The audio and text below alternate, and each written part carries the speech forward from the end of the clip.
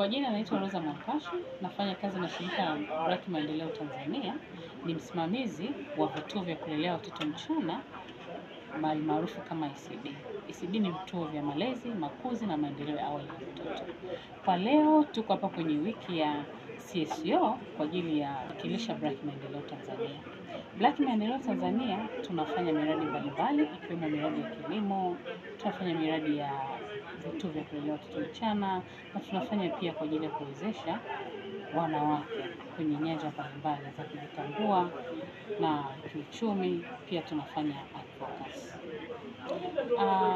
Nikianza na wanawake kwa upande wa kuwakwamua wanawake kiuchumi, tuna mradi unaitwa AIM.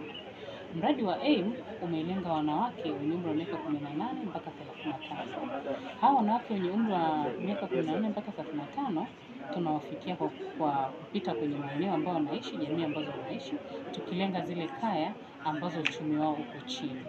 Kwa hawa wanawake ambao uchumi wao uko chini, tunawapa elimu kwanza ya wao kujitambua kwa kipindi cha miezi 6. Then baada ya hiyo miezi 6 sasa ndio tunaangalia tutawawezesha kiuchumi kwa namna ipi. Tukiwa tunalenga ni kutokana na maeneo ambayo waliopo. Aidha tumwezeshe kwenye upande wa kilimo au tumwezeshe huyu kwenye upande wa ushonaji, kwenye upande wa ususi. Kwa lengo ni kuikwamua jamii kutoka kwenye eneo moja la kiuchumi kwenda kwenye eneo lingine.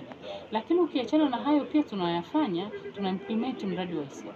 Huu mradi wa ECD uko chini ya mradi wa AIM huo, ambapo hawa wanawake wa kundi la miaka 18 mpaka 35 ambao tumewalenga kuwawezesha kiuchumi, lakini pia tunawawezesha kufungua vituo vya kulelea watoto mchana, vituo vya malezi, makuzi na maendeleo ya awali ya watoto mchana. Tukiwa target kwa kuangalia wale wanawake ambao wana utayari kwanza kuhusiana na hili swala la malezi, lakini ukiachana na utayari lakini pia wanaweza.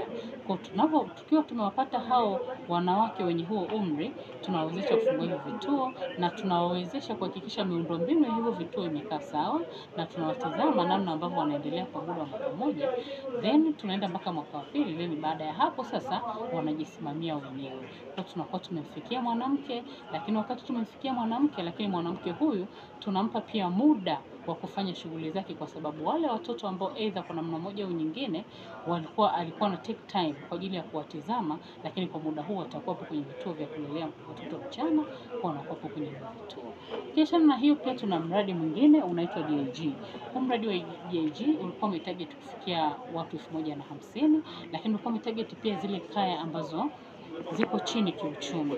Kwa tulikuwa tunafikia hizo kaya, lakini kwenye hizo kaya pia tulikuwa tunafikia wale watu wenye ulemavu. Kwa hao watu wenye ulemavu sasa tulikuwa tukiwafikia, tunawezeshia kuwasaidia miundombinu kwa ajili ya wao kuweza kusurvive kwenye mazingira yao. Kwa mfano, kuwatengenezea zile ngazi kwa maarufu kama lamps. Tunafanya pia miundombinu mingine kama mtu ambaye alikuwa hawezi kutembea, tunamtengenezea ile miundombinu ambayo anaweza akajifunzia kutembea, hasa kwa hawa watoto wenye umri wa chini ambao walikuwa na ulemavu wa kutembea, wanafanya hivyo.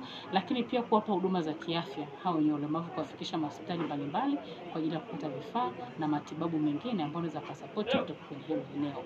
Lakini pia ukiachana na hiyo, hizi kaya maskini pia tunawawezesha kwa kuwapa aidha mifugo au kuwasaidia kwenye kilimo, ili tu watoke kwenye mazingira hayo, at least wajikamue kidogo kutoka mahali pamoja kwenda mahali pengine.